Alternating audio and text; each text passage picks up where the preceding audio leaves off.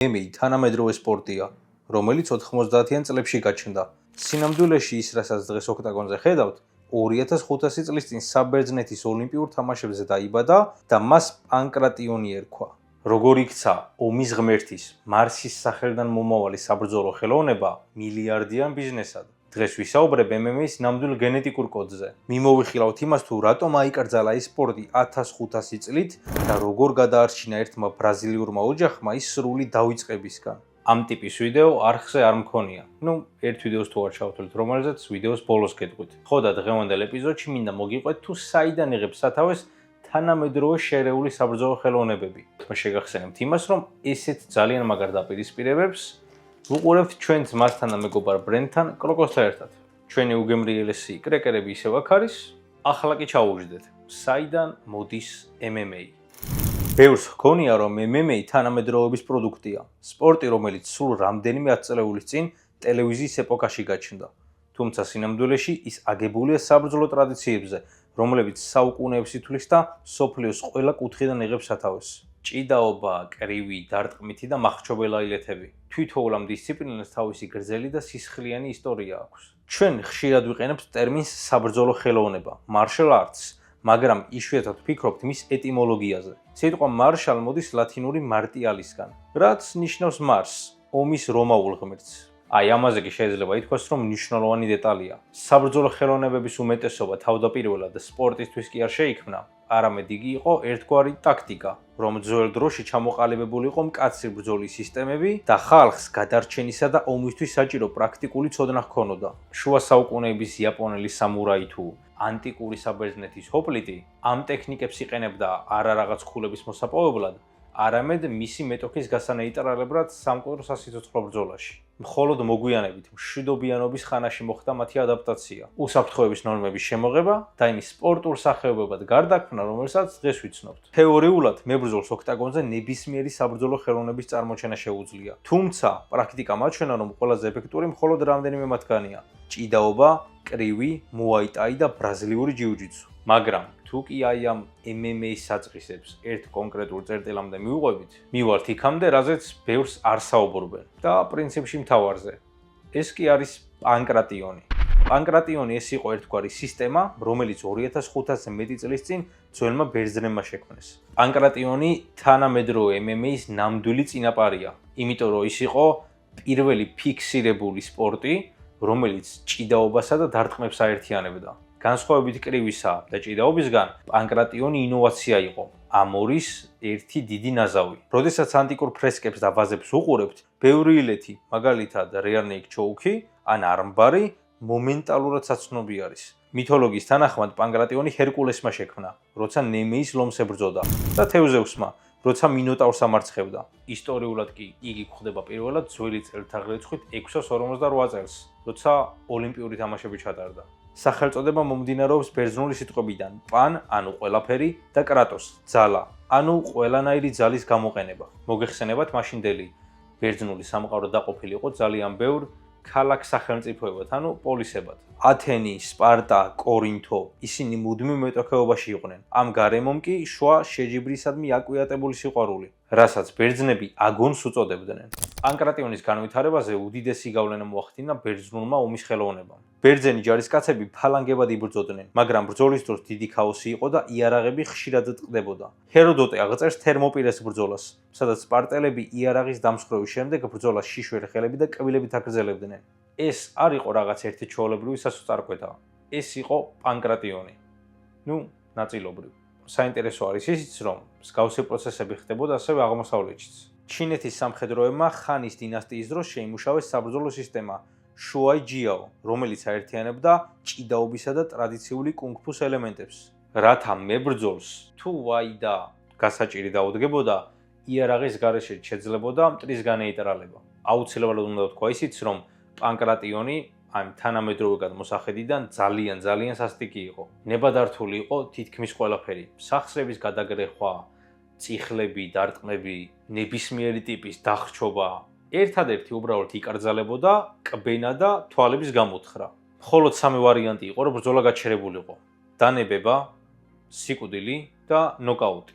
ბერძენი მებრძოლისთვის დანებება დიდი სირცხვილი იყო. არსებობს ისტორია ათლეტ არიხიონზე, რომელმაც მოწინააღმდეგე დაახრჩო და ამ დროს თავადაც დაიღუპა, მაგრამ გამარჯვებულად მაინც ის გამოცხადდა, რადგანაც სიკვდილამდე მეტოქეს დანებება აიძულა. ასევე შეგხვდებათ რამდენიმე წყარო, რომელიც იუწყება, რომ ალექსანდრე მაკედონელი პანკრატიონისტებს თავის ელიტურ არმიაში აქტიურად ასაქმებდა.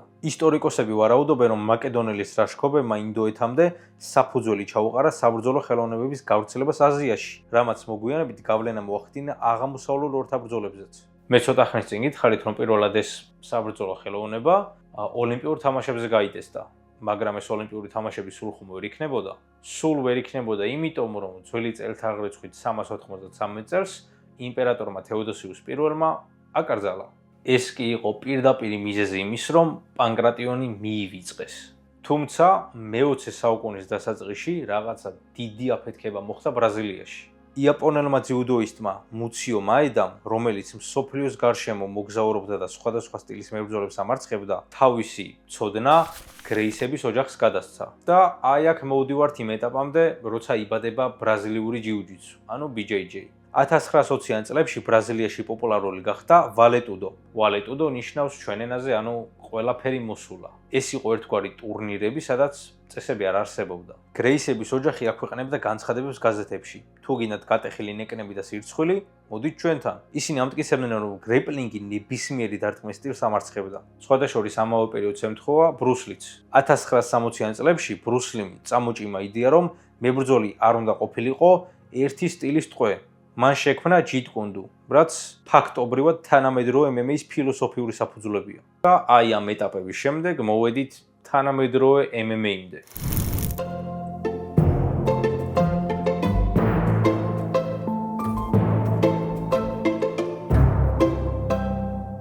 1993 წლის 12 ნოემბერი, როცა დენვერში, კოლორადოში, პირველი UFC-ის ივენთი ჩატარდა. ეს იყო ექსპერიმენტი. 8 კუთხა გალიაში შეუშვეს სუმოისტი, მოკრივე, კარატისტი და ჯიუ-ჯიტსუს ოსტატი. ხალხის გაოცებას საზღვარი არ ჰქონდა, როცა გამხდარმა და ერთი შეხედვით სუსტმა როის გრეისიმ ყველა მეტოქი მიწაზე დააგდო და დაახრჩო.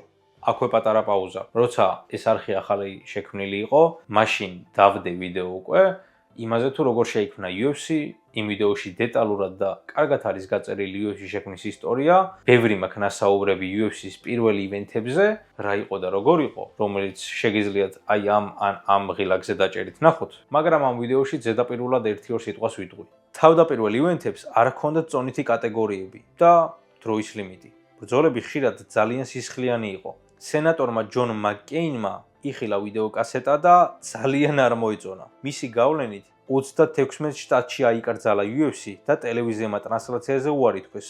ორგანიზაცია რა თქმა უნდა ასეთ პირობებში მივიდა იქამდე, რომ გაკოტრების პირას იყო. თუმცა ყოველი ასეთი გაჭირვების დროს რა თქმა უნდა მოდის თეთრ ცხენზე ამხედრებული რაინდი და ეს რაინდი ამ შემთხვევაში იყვნენ ძმები ფერდიტები. 2001 წელს, როცა UFC-ის ფასი 0-ს უახლოვდებოდა, დეინა უაიტმა დაარწმუნა თავისი უახლოესი მეგობრები, კაზინოს მფლობელი ძმები, ლორენსო და ფრენკ ფერდიტები, რომ ორგანიზაცია იყიდათ. მათ UFC-ს სულ რაღაც 2 მილიონად შეეძინეს, რომელიც მერე 4 მილიარდად გაყიდეს. ფერდიტები აზრზე მოსული ხალხი იყვნენ და გაანალიზეს, რომ რაღაც რეგულაციები უნდა შემოიღოთ, რომ ეს სპორტი და მერე ორგანიზაცია გადაერჩინათ. შესაბამისად, აი აქედან შემოდის უკვე ორგანიზაციაში წესები. შემოიღეს წონითი კატეგორიები, რათა 70 კილოიანი მებრძოლი 150 კილოიანს არ დაპირისპირებოდა. დააწესეს რაუნდები და 10 ქულიანი სისტემა. აკრძალეს თითებით თვალების გამოთხრა, თავით დარტყმა და ხერხემალზე დარტყმები. ამან სპორტს გარკვეულწილად ლეგიტიმაცია შესძინა.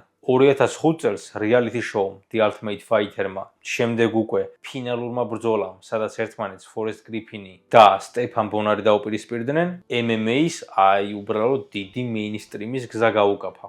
2011 წელს Fox-თან გაფორმებული 700 მილიონიანი კონტრაქტით კი UFC მსოფლიოს წამყვან სპორტულ ორგანიზაციებს გაუთანაბრდა. შესაბამისად, ყველაფერი აბსოლუტურად სხვა დონეზე გადავიდა. სპორტმა უბრალოდ მარტივად რომ ვთქვათ, ევოლუცია განიცადა. 90-იანების ბოლოს მოვიდნენ მონსტრი მოჭიდავეები, მარკ კოულმანი, კევინ რედლმანი, რომლებმაც დაამკვიდრეს დღეს რომ ვეძახით ground and pound-ი. 2000-იანებში გამოჩნდნენ უკვე ტექნიკური გენიოსები, Anderson Silva და GSP. ახლა ამ წამს კი დღევანდელ MMA-ში რა ხდება? ყავს ისლამ ახაჩევის და ილია თოფურიას მსგავსი მებრძოლები. თლად მათი მსგავსი არა, მაგრამ ხო ხვდებით რაც ვთქვი. მებრძოლები, რომლებსაც სუსტი წერტილები არ აქვთ.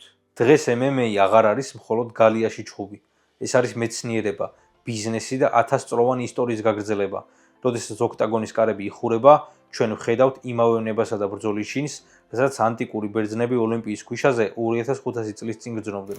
მოკლედ ასეა ის სპორტი, რომელსაც ესე გამუდმებით და აქტიურად უყურებთ და რითიც სიამოვნებას ვიღებთ, სათავეს ძალიან დიდი ხნით ადრე იღებს. ასე რომ რაღაც ლოგიკით, Justin Gage-ის ფანები უნდა წევლიდნენ ძველ ბერძნებს, იმიტომ რომ დაახლოებით სადღაც ალბათ ზაფხულში ნახავენ, როგორ მოიგლიჯება ყბა მათ საკუთარ მებრძოლს. მებრძოლს, რომელიც მეც ძალიან მიყვარს და იმედია, რომ ამ ბრძოლამდე რამე ტრამოს მიიღებს და ვერ იჩხუბებს. ხუმრობა იქით იყოს, დღევანდელ ეპიზოდში სულ ეს იყო. თუ მოგეწონათ ვიდეო, თუ არ დაგეზარებათ, გამოიწერეთ არხი, მოიწონეთ ვიდეო.